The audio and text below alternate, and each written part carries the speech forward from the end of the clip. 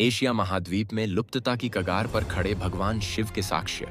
दोस्तों, आज भगवान शिव की पूजा सिर्फ भारत तक ही सीमित होकर रह गई है। लेकिन एक समय ऐसा भी था कि जब भगवान शिव की पूजा पूरी दुनिया में होती थी। और यदि हम बात करें जम्बूद्वीप की यानी एशिया खंड की, तो भारत के उत्तर में भगवान शिव और शैव तंत्र बहुत ही ज्यादा प्रचलित था।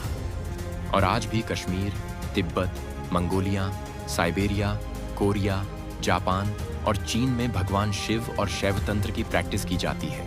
लेकिन आप इन्हें सरलता से नहीं पहचान सकते, क्योंकि आज भगवान शिव का नाम और मूर्त को बदल दिया गया है। आज आपसे यह छुपाया जाएगा कि चंगेज खान अपने नाम के पीछे खान शब्द क्यों लिखता था और भगवान शिव महान खान क्यों है। आपको यह भी नहीं बताया जाएगा कि तिब्बती, मंगोलियन, चीनी, जापानी और कोरियन लोग जिस बुद्ध की पूजा करते हैं, वे भगवान शिव ही आदि बुद्ध हैं। और साथ में आज पूरे जम्बूद्वीप में भगवान शिव के साक्ष्य मिटाए जा रहे हैं, परंतु कुछ अवशेष अभी भी बचे हुए हैं जो हमें बता सकते हैं कि पूरे एशिया महाद्वीप में किस सनातनी भगवान की पूजा की जाती थी। तो आइए, यह सबूत भी नष्ट हो जाए उससे पहले हम इन साक्ष्यों को अपने मेमोरी में स्टोर कर लें, ताकि हमारी आने वाली पीढ़ी भी जान सके कि सभी भगवान सिर्फ भारत में ही नहीं है, लेकिन पूरी दुनिया सनातनी भगवान की पूजा करती थी। दोस्तों, पिछली वीडियो में हमने जम्बूद्वीप के नाम के बारे में महत्वपूर्ण जानकारी प्राप्त की थी। अब आगे संजय बताते हैं कि मेरू पर्वत के शिखर से दुग्ध के समान श्वेत धार वाली शुभ स्वरूपा पुण्यमयी भागीरथी गंगा बड़े प्रबल वेग से सुंदर चंद्र कुंड में गिरती हैं। वह पवित्र कुंड स्वयं गंगा जी ने ही प्रकट किया है, जो अपनी अगाध जलराशि के कारण समुद्र के समान शोभा पाता है, जिन्हें अपने ऊपर धारण करना पर्वतों के लिए भी कठिन था। उन्हीं गंगा को पिनाकधारी भगवान शिव 1,00,000 वर्षों तक अपने मस्तक पर ही धारण किए रहे।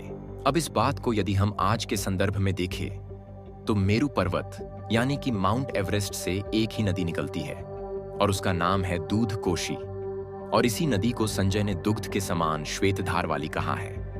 और मजे की बात यह है कि आज भी इस नदी का नाम दूध कोशी है।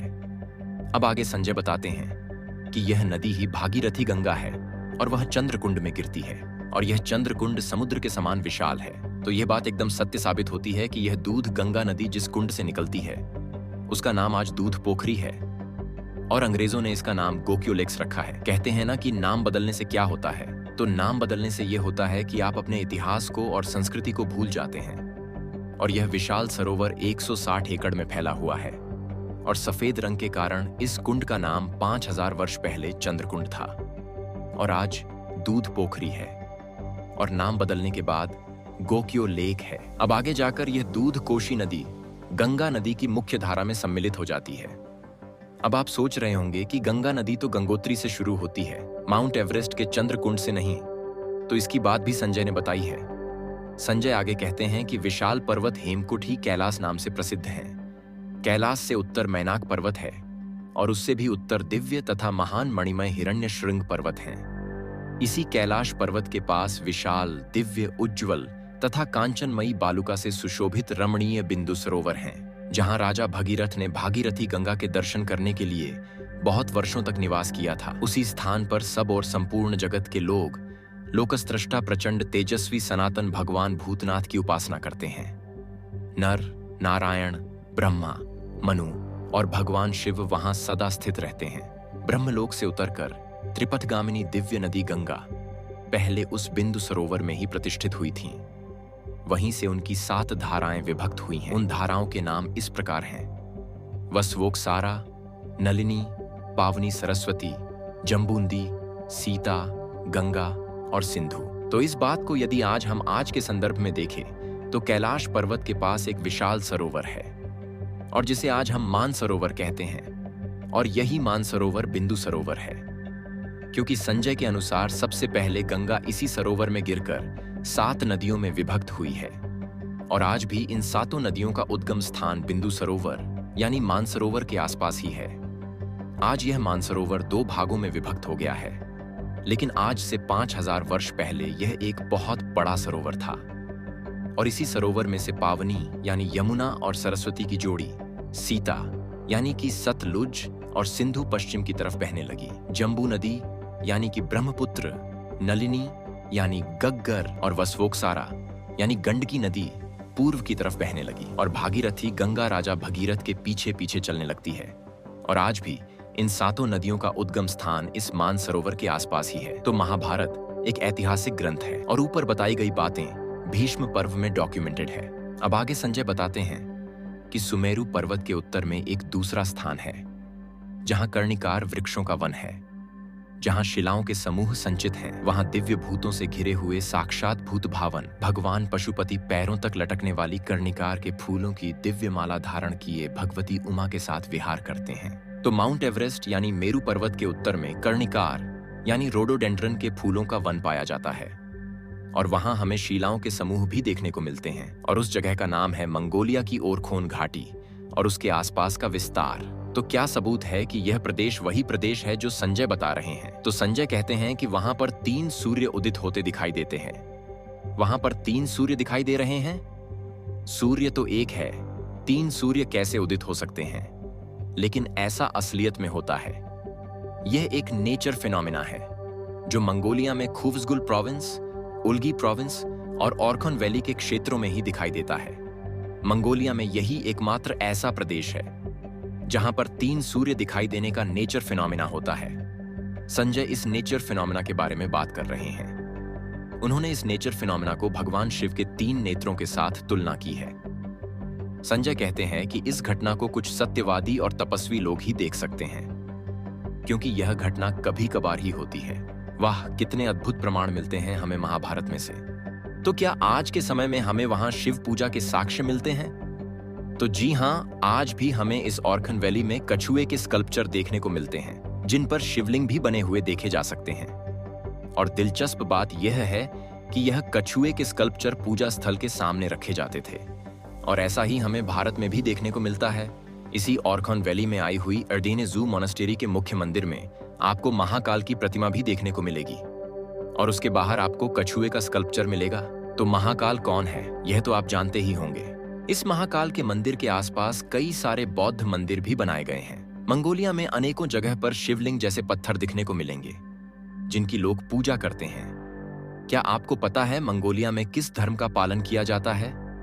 तो मंगोलिया में जिस धर्म का पालन किया जाता है उसे शामनिज्म धर्म कहा जाता है और यह शैविज्म धर्म का इंग्लिश ट्रांसलेशन ही है। और इसी शैविज्म की एक शाखा है तेनग्रिज्म या तेंगरी धर्म। कई लोग जानते होंगे कि कश्मीरी शैव तंत्र और तिब्बती शैव तंत्र कितना ज्यादा प्रसिद्ध था, लेकिन यह शैव तंत्र सिर्फ कश्मीर और तिब्बत तक ही सीमित नहीं था, लेकिन मंगोलिया और साइबेरिया तक लोग शैव तंत्र में आस्था रखते थे और इसलिए मंगोलिया में शैव तंत्र को तांत्रिक धर्म कहा जाने लगा। और इस तेंगरी धर्म के भगवान है महान तेंगरी, जो सभी तंत्रों के जनक महान तांत्रिक भगवान शिव ही है। और इस तेंगरी धर्म की सबसे बड़ी देवी उमाया है, जो भगवान शिव की अर्धांगिनी माता उमा ही है। उमा का अपभ्रंश होकर उमाया हो गया है और गुजरात में भी माता उमा को उमिया माता कहा जाता है और चंगेज खान भी इसी धर्म को फॉलो करता था। और इस मंगोलिया के तांत्रिक धर्म को मानने वाले शासक अपने नाम के पीछे महान शब्द लगाते थे और इस महान शब्द का अपभ्रंश होकर हाहान हुआ और हाहान से खाहान हुआ और खाहान से खान शब्द बना और आगे जाकर खान शब्द शासक के रूप में भी प्रयोग किए जाने लगा और खान की पत्नी को खातून कहा जाने लगा। और मंगोलियन शासक अपने नाम के पीछे महान शब्द, जो बाद में खान शब्द भी बन गया, इसीलिए लगाते थे क्योंकि वह भी अपने आप को अपने भगवान के जैसे शक्तिशाली, प्रजापालक और श्रेष्ठ बता सके। भारत में भी कई लोग अपने नाम के पीछे सिंह और सिंह जैसे शब्द अपने आप को शक्तिशाली, महान, राजा और शासक दिखाने के लिए लगाते हैं। तो दूसरी तरफ Sikandar the great, Akbar the great, Maratha the great जैसी सीरियल उन शासकों को महान दिखाने के लिए बनाई गई थी, यानी कि महान सिकंदर, महान अकबर और महान मराठा। और ये महान शब्द या कहे कि खान शब्द सिर्फ मंगोलियन लोग ही प्रयोग करते हैं, ऐसा नहीं है। भारत में कई हिंदू और कश्मीर के कई ब्राह्मण लोग भी अपने नाम के पीछे खान शब्द लिखते हैं, जो शैव तंत्र को मानते हैं। अब भगवान शिव से जुड़े हुए प्रतीकों के बारे में हम आपको बताएं तो वह है त्रिशूल, अर्धचंद्र, नंदी, कछुआ, डमरू, नाग इत्यादि। तो मंगोलिया में अनेकों जगह पर आपको अर्धचंद्र, त्रिशूल, स्वस्तिक और कछुए के प्रतीक देखने को मिलेंगे, जो यह साबित करता है कि इस भूमि पर भगवान शिव की पूजा की जाती थी। और आज नाम बदल गया है, मूरत बदल गई है, लेकिन फिर भी भगवान शिव की ही पूजा की जाती है।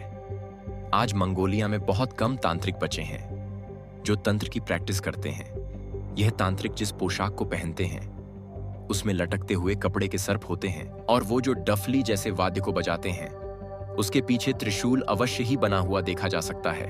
चलिए अब मंगोलिया से आगे साइबेरिया की तरफ चलते हैं और वहां भगवान शिव के साक्ष्य ढूंढते हैं।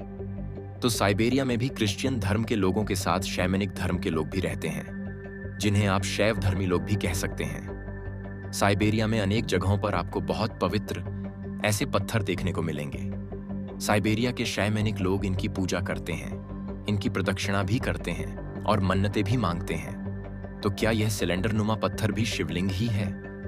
जी हाँ, यह पत्थर भी शिवलिंग ही है। यहाँ लोग इस पत्थर की पूजा करते हैं। लोग इस पत्थर पर दूध चढ़ाते हैं और दूध अर्पण करते हैं। यहाँ आप इस पवित्र पत्थर के आगे दूध की बोतलें रखी हुई देख सकते हैं, जो लोगों द्वारा अर्पण की गई है। तो आप तो जानते ही होंगे कि किस सिलेंडर नुमा पत्थर पर दूध अर्पण किया जाता है। यहाँ भी तांत्रिक लोग देखने को मिलते हैं। वह भी आग जलाकर अनुष्ठान करते हैं और तांत्रिक मंत्र बोलते हैं और लोगों की समस्याओं का निराकरण करते हैं। चलिए अब जापान की तरफ चलते हैं।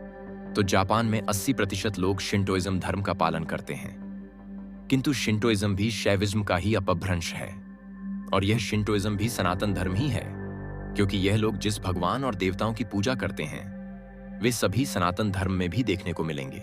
जैसे कि यह लोग भगवान विष्णु को बिचनुटेन कहते हैं, गरुड़ देव को करुरा कहते हैं, माता लक्ष्मी को कुतुकुदेन कहते हैं, ब्रह्मा जी को बोंटिया कहते हैं, भगवान महाकाल को दाइकोकु, महेश्वर को माकेशुरा और शिव के ईशान रूप को ईशानतेन कहते हैं। वरुण देव को स्वीटन कहते हैं, अग्निदेव को का और सी कहते हैं, वायु देव को फू कहते हैं, इंद्रदेव को तैशकु कहते हैं, यमराज को एमाओ कहते हैं, माता सरस्वती को बेंटेन कहते हैं, हनुमान जी को सानो कहते हैं, भगवान गणपति को कांगितेन कहते हैं और भगवान विश्वकर्मा को विश्वकत्सुमा कहते हैं। हमने डिस्क्रिप्शन में एक मजेदार वीडियो की लिंक दी है, जिसमें एक जापानी लड़की जापान में पूजे जा रहे हिंदू देवी देवताओं के बारे में बता रही है। तो बाद में उस वीडियो को जरूर देखना।